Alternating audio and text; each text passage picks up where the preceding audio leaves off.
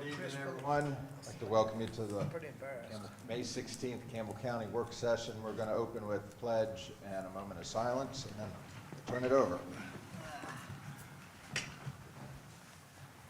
Pledge allegiance to the flag of the United States of America, and to the republic for which it stands, one nation, under God, indivisible, with liberty and justice for all.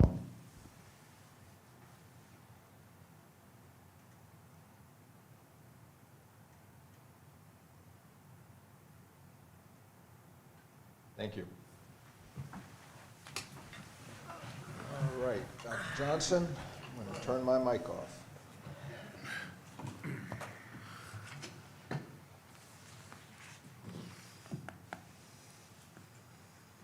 Okay, thank you, Mr. Chairman. So tonight, at this work session, we have invited Ben Motley, Michael Massari from RRMM Architects. You may recall they're doing the work for us at the new Rustburg Middle School project. The Joint Committee, as you know, has been working together on our number 2 project, which was the Brookville attendance area. And we, as we were working through that, seek some help or reached out to RRMM to come give us some high-level scoping work as to, a path forward, knowing what our issues were to kind of help guide that. And they've done that. And they have given this presentation to the Joint Board. They've given this presentation to the Board of Supervisors. And I wanted them to give you the same information and have you ask questions and see where the Joint Committee is going, where this work is headed, and then and try to keep you up to date on this whole project. So with that, I'm going to turn it over to Ben Motley and to get us started. Very good. Good evening. It's a pleasure to be with you. Pardon the mask. I'm preparing for some international travel, so I have to kind of isolate. In fact, after tonight, I kind of go into an isolation mode for a couple weeks. Gosh, it's been 21 months since we were in this room presenting to you for the Rustburg Middle School. It's great to see that going up, and I hope the community is proud of what's happening there. I know we certainly are. So as Dr. Johnson mentioned, this is actually a regurgitation, as it were, of the presentation we did to the Joint Committee and to the Board of Supervisors. We kept it the same date. We actually did that first presentation on March 23rd.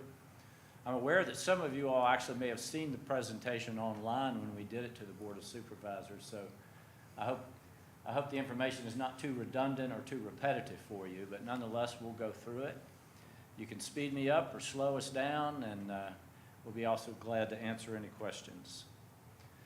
So the agenda was to really talk about these things. For the Brookville attendance zone, what is the criteria for deciding what should happen there? What is the evaluation process, and then we're going to just give a summary of what our recommendations are regarding what should be done. And then we'll actually talk about a little bit about each of the schools in that attendance zone, their condition and their needs and so forth. So when Dr. Johnson first approached us about this, these are the things that we understood, that the Brookville area attendance zone is the next priority for capital improvements. We understood that at that time the discussion was something in the $80 million range and preferably less if possible. Now that's always preferable, right, if possible. There was also the sentiment and understanding that Brookville High School was due for a significant renovation, partly just because of the age of its heating and cooling systems, for example. It's time. But there was also a concern for swing space during construction. How do you renovate a high school while it's occupied? Or what do you do with the students and the staff while you're doing some kind of major renovation? We have a lot of experience in that topic.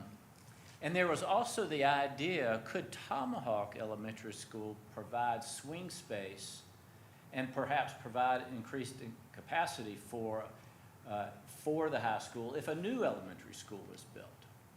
All good questions. We also understood and have witnessed now that Brookville campus itself is very constrained.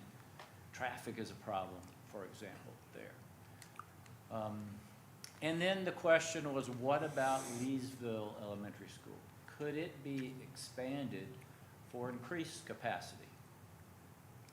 And another question was, by the way, is Brookville Middle School kind of a choke point for any increased enrollment? So if you address the elementary and you address the high, would you still have a problem just because of what the capacity of the middle school is? So when you're considering capital improvements, these would be pretty important questions to answer. We also were made aware that studies in 2013 revealed that from a county-wide perspective, there was actually surplus building area for schools in comparison to your county-wide enrollment levels. And how might this surplus of school space impact the way that you view the Brookville area attendance zone? And then further, based on the success of using the PPEA process for Rustburg Middle School, there was a lot of interest in actually issuing a solicited PPEA RFP to get ideas from firms and see if teams would actually bring forth ideas on how to address the Brookville attendance zone. Because the county was seeing the PPA process as a good way to stimulate ideas and options. And there, of course, is some shots of Rustburg Middle that was used for PPEA. Now, so we took all this in for a moment and suggested this. For one, we said a PPEA will work best if the county's priorities and criteria are more defined. And this is especially the case for projects involving renovations. To just kind of throw it out there that you want to improve the zone and now you're looking for ideas, that would be, we didn't think that that would produce the kind of results you would want in a PPA process without further kind of going through this scoping evaluation and more clearly defining your priorities. And we also said, kind of right from the beginning, agreement on what the enrollment targets for the Brookville area schools would be a foundational consideration for mapping out the best plan. I mean, if you're concerned about crowding in the future and growth and all of those kinds of things, and you're going to evaluate all these schools, you first have to have agreement about, okay, well, what are our enrollment targets? And that's not, many communities struggle with that question, right? Because you don't have a crystal ball, right? You might have a general idea, but you don't know for sure what's going to happen in the future. But without that information, we thought it would be difficult to really know what the best direction is. And then so we thought that this kind of a macro level, high altitude evaluation would yield a lot of good information. And hopefully you'll agree that is the case when we finish the presentation.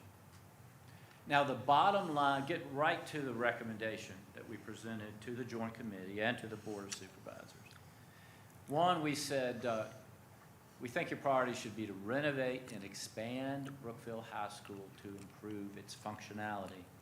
Not only the functionality of its systems, but there are many things about the way the school is operating now and the kind of programs that have emerged over the years that it's not being used effectively right now, nor does it have all the space it really needs. The thing that was also clear to us is that based on all this criteria is that you really need to build a new pre-K through 5 third elementary school for a capacity of approximately 580 students with future expansion capability. That's the bottom line recommendation. We're going to provide more backup as we go through this. And then continue to operate Leesville and Tomahawk as elementary schools without any renovations, but decrease the enrollment targets to 580 students for those two schools to improve functionality. And you'll see why that is the case in particular Right now, Tomahawk is overcrowded, for example. And if we can find a way to get a kind of one classroom per grade level out of there, it would really make a big difference in the functionality of that school. Now, these recommendations are also made, everything's made in context of everything else. So this is all in the idea of the $80 million renovation. If you wanted to, you could find a way to spend twice that much money, right? There's always a way to spend a lot more money. And so finally, we also said to work within this $80 million budget, delay any building improvements to Brookville Middle School. And we'll talk about why that is as we move forward. Now, since that time, I believe you all know that the Board of Supervisors was in concurrence with the idea of going ahead with the Brookville High School renovations, but now going ahead and working on finding land for the new elementary school. So that's kind of our understanding of where things stand at the moment. Now, so that's kind of getting to the punchline before now we provide the backup data. Now, what is it that generates the need for capital improvements? It's important to understand, in our opinion, that usually there are three things that precipitate the need for capital improvements. One is things like poor conditions. Stated simply, over time, things either wear out or they ugly out, right? And in the case for Brookville High School, for example, that your systems need to be upgraded. Those are, the heating and cooling systems are things that just over time, they wear out, they must be replaced. The structure of a building might last 200 years, it might last centuries, but not the heating and cooling system. And then there are functionality problems. Some things might be in fine physical condition, but they just do not work well. They don't work well because they weren't designed well in their conception, or because needs have changed over time, they no longer work that well. And then the third area is programmatic changes. The catchphrase here is that over time, needs change. And this is something that is very significant for almost any public school in Virginia and perhaps across the nation, that the demands, the programmatic demands on schools have changed so much since these buildings were originally conceived, that they just have different need for different types of spaces. So really, in our opinion, when you look at the entirety of the Brookville area schools, they are impacted by all three conditions. All three of those precipitating factors are in play. So let's talk about what is, again, a key programmatic change issue. And that is going to be, what about the enrollment targets and the capacities that these schools need to serve? So I'm going to step aside for a moment, and Dr. Johnson and Cliff Tweedy are going to talk about the analysis that has been done to talk about the future growth.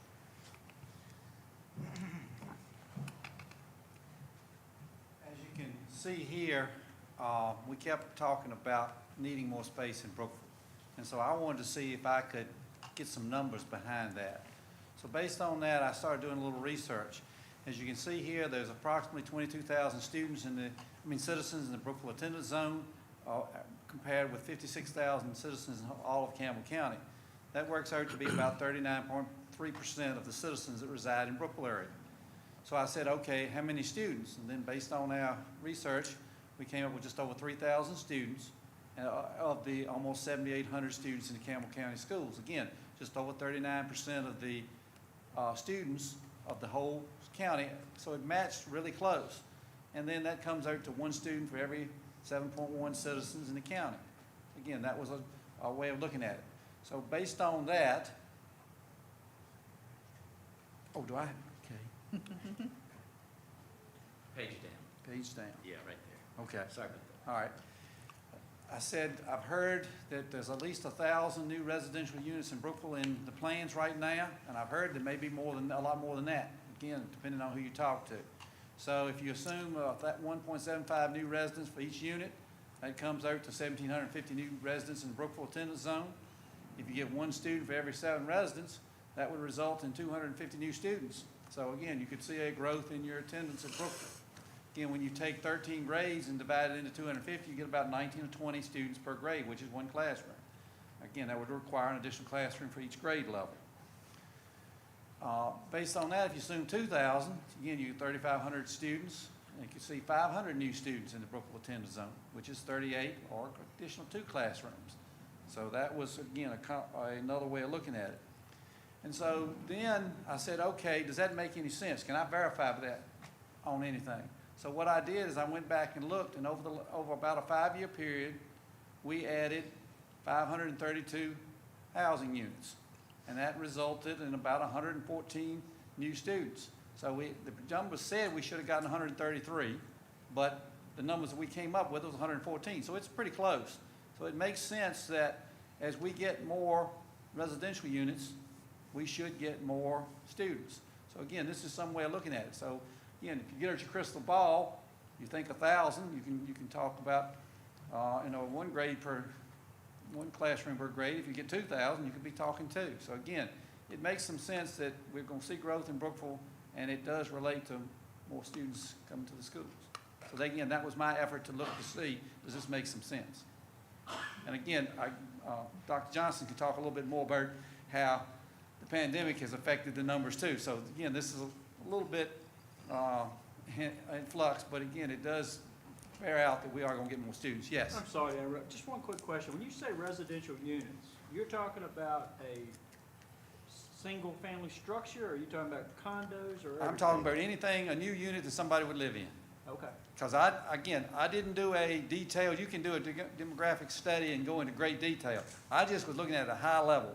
Does this make sense? Are we going to get some more? It seems to make sense. And then when I checked it against some actual numbers, and again, it seemed to verify it. This is not a detailed study, but it just gives me a feeling, yes, you are, if you get growth, which I've heard, you're going to get more students. And this is just to try to put a number to that to make sense to kind of a check. We put an asterisk on the 2021 numbers just because of the pandemic, so we think it's better using the 18, 19 enrollment figures as opposed to last year. We think those students coming back, but I think the model works well. I think it makes a lot of sense, and we believe that's about, and we've all agreed on what that target enrollment per grade is going to be. So, All right, any other questions? Yeah, so you say you have 1,000 units that already have building permits approved, or? Well, I have heard that, well, some of it, I don't know if they've got the building permits, but I know they've cleared some acreage, and I know that they've talked to CCUSA, I talked to them, and also to the building folks. The plans are in the works. Now, whether they've actually pulled the permits or not, I'm not sure, but I've told that anywhere from 1,000 to 2,000 units are in the works. And that's over the next 5 years, or 10 years, or? Again, most of these large projects like this are built in phases. They build the first phase, it may be 25%. As soon as they sell those, they'll start on another phase. So again, the market will drive how fast they do with them, but I think they are planning on doing, a lot of them are by right uses. They don't have to be rezoned. I think there's some property there between Leesville Road Elementary and Progress Printing. There's a great big tract that's been cleared, and I think there's a lot of units going just right there. And behind Progress Printing. Yeah. And also another one on Waterlick Road that 37 West was done on one side, it's supposed to be done on the opposite side. And I just talked to one of the developers, and it looks like that's coming pretty soon too. So our numbers that we're working with right now, we're looking at 250 to 500 new students in the Brookville attendance zone in this time frame. Again, this is a high-level general look. I'm not predicting exactly how many. I'm just saying you will get some growth, and we attempted to at least quantify it a little bit to make sure that, we just weren't all just unreasonable projections. Best estimate. If you might go on to the next slide, and go ahead and one more. That's just historic data on us. That is our current enrollment by school. Those are numbers you probably have seen before. And then one more, and then you can sit down, I think that's it. Yes. So in addition, and as Ben was talking, a lot of things have changed in the schools over time. And Dr. Stanley and myself, as they were working on the comprehensive plan and we were working through, we were asking the question, well, if the capacity of Brookville High School originally was 1,125, we've got 1,000 students in it now, why are we so jammed up? Why do we not have spaces? Same thing for Tomahawk and so forth. The programs have all changed over time since those buildings were built. So we went back and looked, and you'll see that there's some groups of students and that have increased significantly in our school system as well as in the Brookville attendance zone. You'll see that English language learners, for example, in 2011-12, we had 104. And on March the 16th, we've got 204. They require small spaces. All of these groups, our special education numbers have increased, our economically disadvantaged students, our Title I students has increased. I remember it was at least 15 years ago, we had one elementary school that was a Title I targeted assisted school. Okay, that meant there was a target group of students in that elementary school that qualified for Title I funds. Now, every elementary school we have is whole Title I. Okay, so those subgroups of students have increased, and they need specialized spaces, smaller spaces. So we're taking a classroom that may be designed for 25 students in 1965, and then we've got 5 kids working in there, 6 kids, a teacher, and so forth. So I think it's true throughout our division as well as in the attendance zone. A good example is at Brookville High School is we've got 2 different SPED classes that are being taught in a space in the same room by 2 different teachers, same time. So the functionality of the building, and because of the program changes, we're at capacity or beyond now as a result of some of these things. Ben?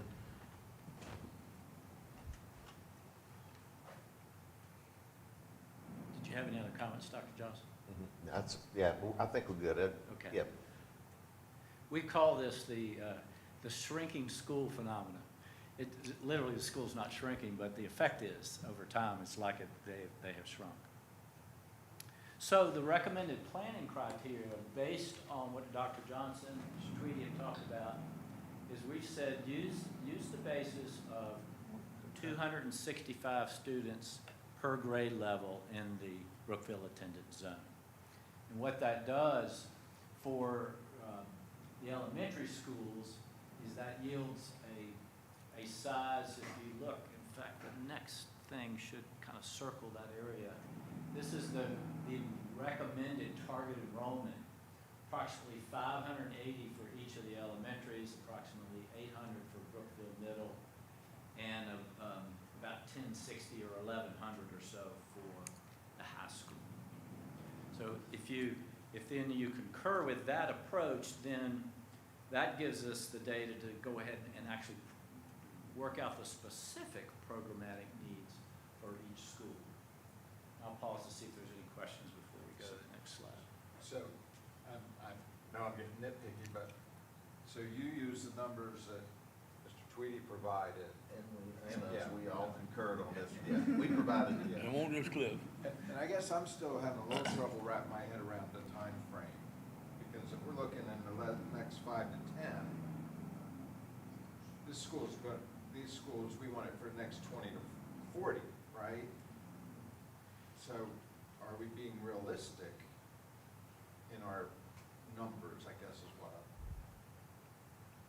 that's what I'm trying to tease out. Have we really done an accurate job of reflecting what our physical numbers are? And no one really knows. I mean, it's one of the dilemmas that almost every community, when it comes to school planning, faces. Sometimes schools or school districts will think they've got a lot of growth, and something happens and it changes that pattern. And other times, they're not anticipating a lot, and something changes and moves that We pattern. we didn't just arbitrarily pull a number out of the air. We went, No, looked it at sounds trend like data. Cliff we did a used- good yeah, job. and we've used DOE data and looked at it over time. But we think that for the foreseeable future, that provides us the space that we will need. And here, the other thing, if I could mention, is you're gonna see as we go down, in our recommendation, we're building in a way to address increased enrollment, particularly at the elementary level. It's gonna give you more breathing room and time. Say that you experienced maybe a heavier surge than is even anticipated by these numbers. The concept that we're recommending provides you some inherent flexibility. And perhaps as we go further, that'll be clear. But I'm not meaning to cut you off also if you have. Okay. So in terms of the other issues, all four Brookville schools suffer from space shortages or inefficient use based on their current enrollments. This is before there's any growth. I'm not sure. For example, it's easy for the education professionals that are in a school every day to understand the challenges they work with. For those of us who are not in there every day, we don't understand. But Tomahawk, for example, they've got some fairly significant challenges there based on their current space. And, you know, we often say that, you know, school tours and staff interviews may be helpful if you're not convinced. Some other things about the poor conditions. So we've already mentioned that Brookville High School has the greatest need for the building system improvements. So that's a pretty high priority, given the age of those systems. Now, this is only a high-level study, but when it comes to, so we recommended that Leesville, Tomahawk, and Brookville Middle just stay as is, mainly because of the budget limitations. But in talking with Dr. Johnson and his staff, they believe that the systems for those buildings are currently workable. They're not facing the kind of more severe timeline for renovations, for example, for their heating and cooling systems that Brookville High School are facing. They can go for a while. So what renovations to Brookville High School are needed, and how can the construction improvements be staged? This was another big question about, you know, how do you operate, how do you do these renovations while the school stays in operation? And just so you'll know, I guess we'll wrap it up this summer, Michael, right? Salem High School, very similar kind of population and age of high school to Brookville, that we have completing renovations and additions that were done while they were occupied. In fact, City of Salem kind of insisted we don't want any of our kids to have to go into modular units during that period. Now, that's rare that a school system will say that, but we found a way to get that done. And we're actually just wrapping up this week the design for another high school renovation, similar size, similar era of building. Jameswood High School in Frederick County, same kind of issues. And when it comes to renovating and expanding a high school that's occupied, it is admittedly, it's a very complex undertaking.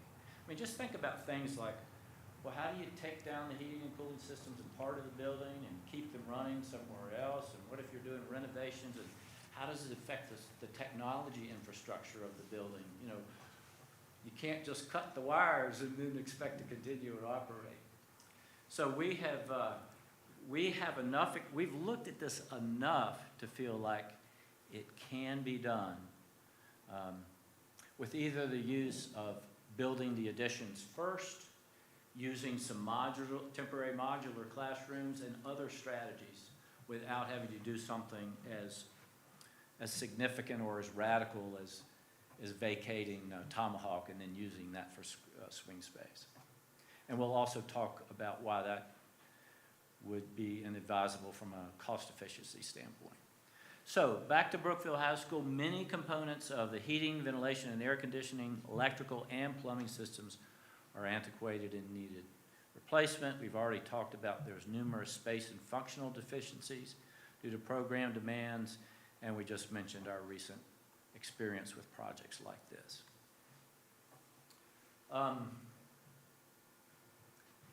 Moving quickly, we can go back and answer questions on any of these things. What about, is Brookville Middle School a choke point? If you approve the elementary situation and the high school, well, what about the middle school? Well, more study admittedly would be needed to confirm and refine the criteria for any middle school program, but we think, just at the high level look, that there's numerous opportunities at Brookville Middle School to improve the space efficiency of that building. It's an unusual floor plan in the way it's got the 3 separate cafeterias, it's got a cavernous library, its layout is unusual. And so we think in the future, there's opportunities to capture some of that. That's polite. Am I being diplomatic? Very political. There also, we also are aware that there's some site logistics, vehicular issues at Brookville that ultimately we would hope that you would be able to address. But again, at the moment in time when we were doing this, and we were looking at both the new elementary school and the high school renovation and an $80 million cap, it just didn't leave room to consider the middle school. And so there's the floor plan of those schools. I think you all are familiar with it. We could certainly answer questions if needed. Now, what about Leesville? So Leesville, could it be expanded? What if you didn't do a new elementary school, but you tried to, actually, at an initial look, we kind of did a program analysis with Dr. Johnson's staff about, well, what if it were to be a 900 student elementary school instead of around 600 or less? You know, is that possible on that site and within the, based on the programmatic requirements? Well, so Leesville has a very limited land area. It's got a cemetery on it, which has its own set of challenges. We've been involved in projects that have involved the relocation of burial plots and things of that nature. It can be interesting. There's also at Leesville, the topography is pretty significant. I mean, when you drive up to that front entrance and you look at where you are versus where the parking lots and the ball fields and all, it's a pretty big drop down that hill. And there's also significant community use ball fields there that are used by both school and the community at large. So we would say this, we would say expansion is possible, but we don't think it's desirable. And it's not really cost effective. In other words, in a moment when we kind of compare it, for square footage that you would add to Leesville, it would be more expensive, in our opinion, per square foot than building a new elementary school because of all the challenges of relocation, the cemetery, the topography, all of those kinds of things. Not to mention, it's really, you're burgeoning even further a site that's already heavy. And you would also have to give up the extent of the ball fields that you have for the community at large. So you not only would have higher dollars per square foot, you would end up with an overly congested site that's already congested, and you would have to build replacement. The community would need to find a way to build replacement ball fields to boot. So to us, that doesn't make sense. And what it also would not do is address your question about, well, what if the growth is even further? So if you do that if that site is already maxed out, and by the way, Tomahawk is not only already maxed out, we're suggesting that you actually need to relieve some of the enrollment target there, so that school will function. And remember too, that the Brookville campus is already overly stretched. So you can start to see that instead, if you build a new elementary school and you reduce the population at Tomahawk, that improves that campus just inherently. It doesn't force you to create a worse situation in Leesville. And then what you also you have a way to accommodate this growth that we've talked about, but you also have the way, if you're wise in the choice of property, to create within that plan the ability to expand even further should the growth occur. So that's the other kind of compelling reason behind this idea. The third elementary school is needed, period, but it also gives you that release valve for the future. You can build an elementary school, for example, that would have a core capacity, meaning things like the library and the cafeteria in particular could be sized for, say, 700 students. You only build for 580 now, but you have a plan to readily add additional classrooms, add additional parking, add additional spaces and so forth to make it easy to accommodate in the future. So again, that to us, there was, when you combine all these things together, it was fairly compelling. What about Tomahawk? Already kind of talked about that a bit. It's overcrowded as it is. It really doesn't have the, I mean, look at that plan there. It really doesn't have, it's right up against the track. It's right up against the property line. It's already a full site. It just doesn't make sense to consider any expansion there. Now, by the way, a little rabbit trail for just a second.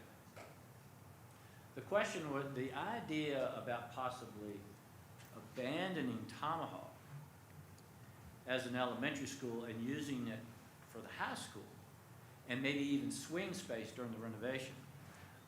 Working through the programmatic needs for the high school, you only need about 17 to 20,000 additional square feet at the high school. Tomahawk is about 80,000 square feet. So it's much more space than you need for the high school. So if you abandon it as an elementary school, it would be a very costly decision. You would end up having more space than you need. It would not be configured for high school use.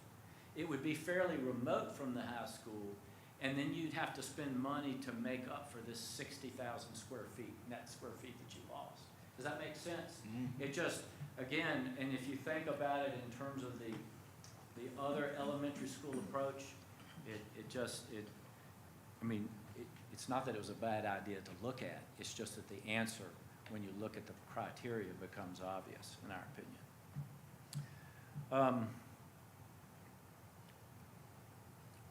So what about next steps? This, of course, was all the way back at the meeting on March 23rd. We said, really, before you issue any RFPs for a PPEA, or if you decide to use any traditional method or any alternative procurement method, you need to decide on what's going to be your basic approach to the Brookfield attendance zone. Also, obviously, if the community accepts this idea of a new elementary school, suddenly the idea for land acquisition and deciding where that new elementary school becomes very important. And oftentimes it takes the community a while to kind of go through that process, deciding where, looking at properties, doing the due diligence, acquiring it, and so forth.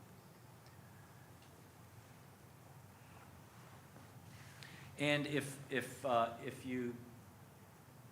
sometimes we find communities that start to pick at the enrollment targets and say, well, what if we took away, instead of 580 students per elementary school, what if it was 550 or this, that, and the other? You don't necessarily move the needle a lot by just making a little bit of adjustments in your enrollment targets. So based on all that, at least from our understanding of what the Board of Supervisors' view was, yeah, they thought it made sense. Let's go ahead and get the high school moving, And let's start the process of figuring out what to do about the land. If you tried to do a PPEA for both projects without the land acquisition answered, that could take a long time for that process to feather itself out. I'll pause. Cliff, Dr. Johnson, have I missed anything, or anything we need to go back to? No, I think I would just say that at the Board of Supervisors meeting, if you didn't see it, Ben is correct. They wanted to separate the two. Originally, we had the two projects combined. They wanted to separate that and have further discussion about a site location for the elementary school and hopefully strategically drive development and plan for, so, because if you build a school in a strategic location, development's going to most likely come to it. And so that discussion is ongoing. If I could add, one of the things for your benefit I thought that was positive about that is because we were thinking that in today's dollars, that new elementary school was going to take every bit of $45 million, if not more, depending on the land chosen and whether the cost of land has to be in that and all those kinds of things. And then what was going to happen is that it's easier to take money out of a renovation project by deciding that you just don't do certain things. When it comes to building a new school, you have to build the whole thing, right? We were afraid that there was a potential that the budget for the high school renovations was going to end up getting the short end of the stick. So right now, it's our understanding that it has a $40 million target. So that this approach is actually preserving an amount that should be a good amount for the high school. And then it gives the community time to find the land and see what infrastructure may have to go into that, and then ultimately determine what might be an appropriate budget for the elementary school.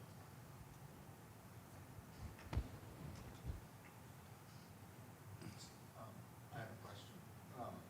So I know this is still a big overview at this point, but when you're looking at the Brookville High School, and I know I appreciate you haven't gotten into the nuts and bolts, but you're looking at upgrading all of the heating, cooling, HVAC, all of that, and you're looking at 17 to 20,000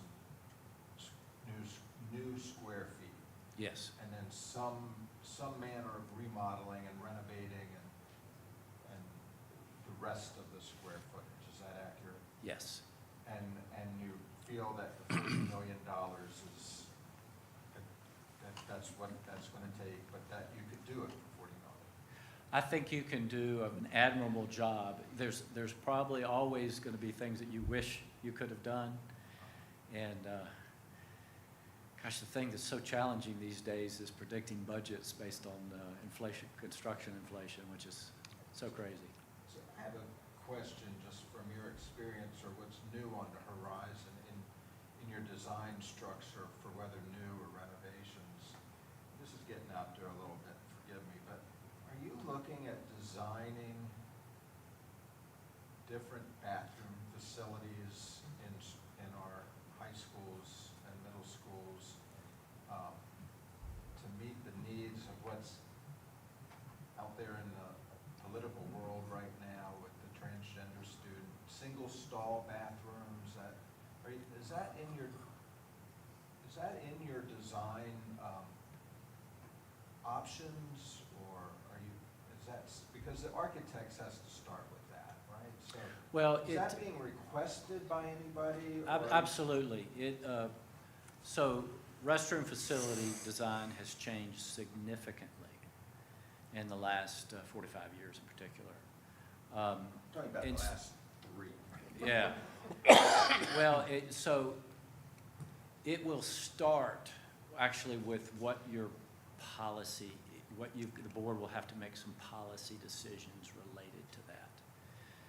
So, yeah, what many school divisions are doing, if you're of interest, is kind of this gender-neutral toilets. They are essentially like multiple private stalls, floor-to-ceiling walls, each their own lighting and so forth, open wash stations. That is the trend. Have you started designing those? Oh, yeah, absolutely. No question. But again, it'll come back to the board's policy related to those things.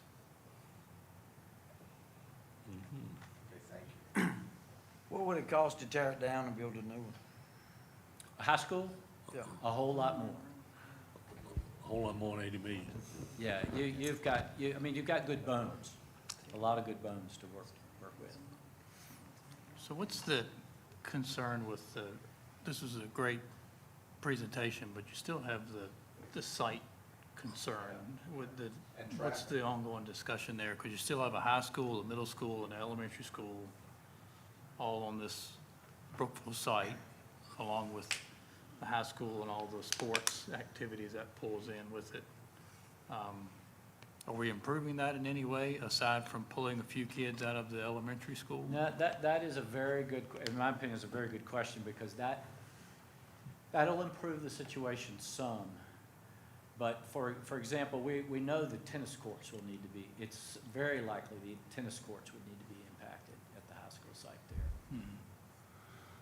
And how is I think it was Scott's question earlier, Dr. Miller, I'm sorry, let's get formal. But you talked about design with the renovations, and, there's a big discussion about the population and what's the right number, and you spoke to the design would incorporate some flexibility on being able to expand if the number grew faster than what we anticipated. So you still got the same floor or site space. Are we far enough along to this with the expansion of the high school? Is that going to go up?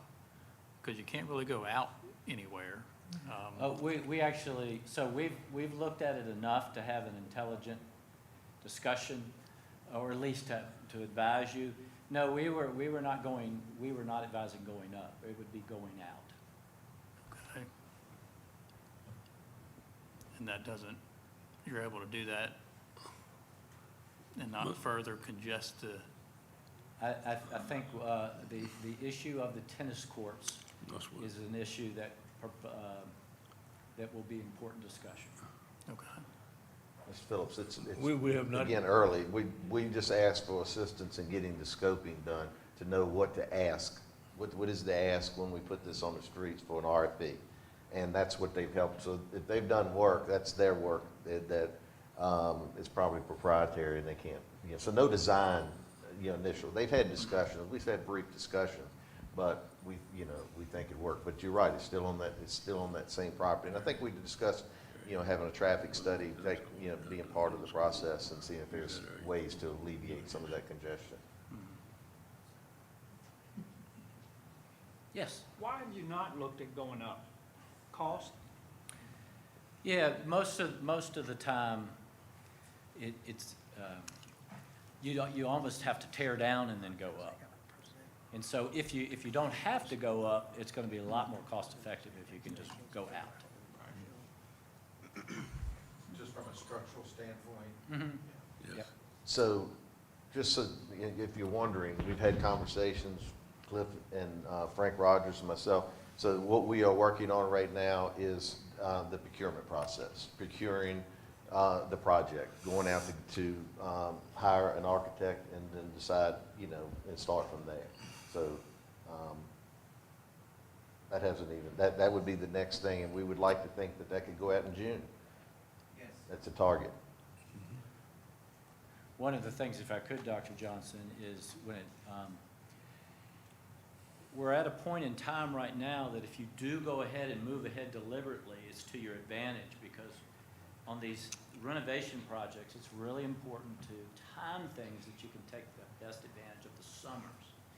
So right now, if you move ahead deliberately on issuing your RFP, get an architect on board, that means that there's a good chance that you can take advantage of the summer of '23. If you kind of take months to kind of get your architect on board, that opportunity will go away. And then what ends up happening is you end up pushing everything out a lot further, and there's the inflationary issues related to that. So speed's your friend if you can move ahead quickly.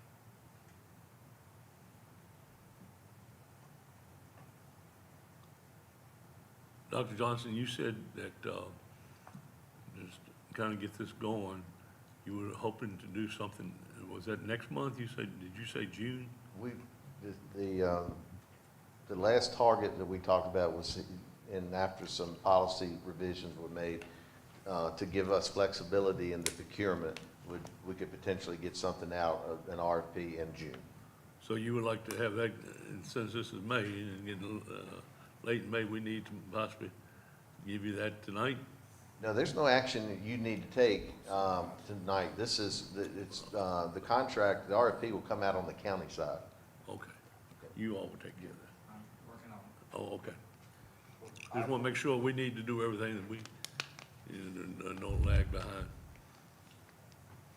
I, for one, and I'm speaking just for myself, I do think for our high school, we should look at gender-neutral bathrooms.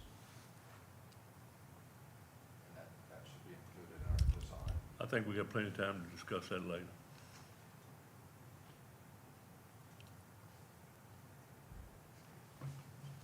So are you guys open to some drawings on ideas for Brookville High School, like parking? That's what they would do for us. Yeah, I know. But so what would the process be then? So the RFP goes out from the Board of Supervisors, and then the architects just give us their best opinion? We select an architect. Yeah, Okay, we would interview the different proposals, the groups that come in, we select an architect, and then it can go a couple of different ways in the procurement. It could be the traditional design, bid it, build it, which is longer, or there could be, we're looking into a CMR risk, I think is what that's called, and that's a little different procurement. It has some similar qualities of the PPA, some similar qualities of the design bid build, but we haven't gotten that far really yet. So yeah, the next step is just to get an RFP out and select an architect, okay. so we can go. Then, Once you get an architect, then they can, if you've got some ideas, they can put some together, we can Yes. take some input, and they can respond to whoever we select will be your expert to help you with that. Right. Awesome.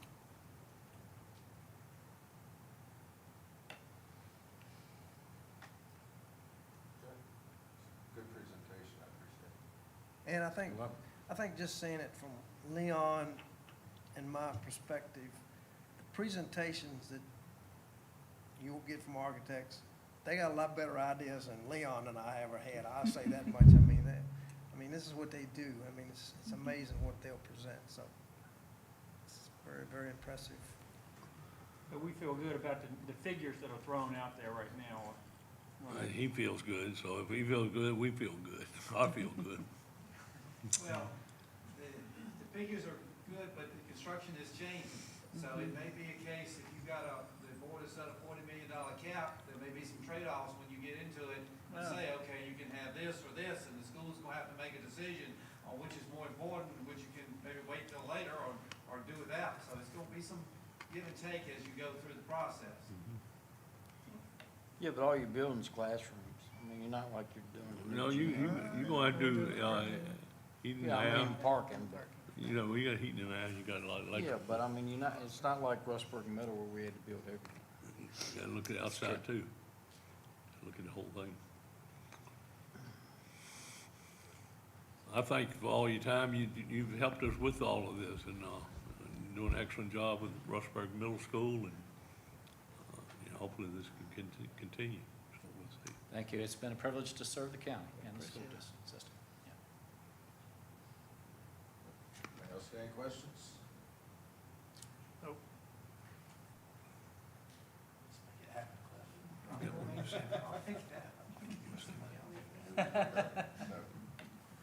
So really, the plan is for one RFP to go out for the high school, and then after the properties are secured, the other one will go out for the elementary school. It's a little, you wanna go into it just a little bit? Yeah. The first thing is you've gotta have, for a renovation project, there are really two options. Construction management at risk or the regular design bid build. Either way, you need an architect on board. So the first RFP that'll go out is for architectural services. And we'll pick an architect with a lot of experience in doing high schools, particularly renovations of existing high schools. That'll be the first criteria. If you choose at that point to go with the construction management risk, which has some advantages to set your budget and some flexibility in your design, you go for a request for qualifications, and you pick 2 to 5 construction management construction firms, and then you do a request for proposal, and then you pick from that group, you pick one to be your construction manager. So it's a multi-step process, but we will be moving forward on those steps pretty quickly.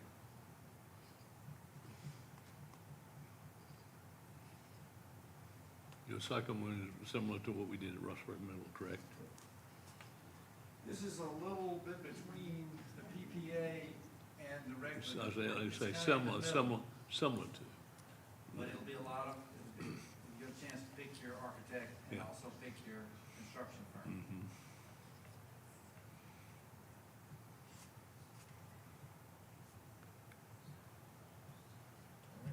Don't know where your trip is, but have a great trip. Thank you. Going to Rwanda. Sure.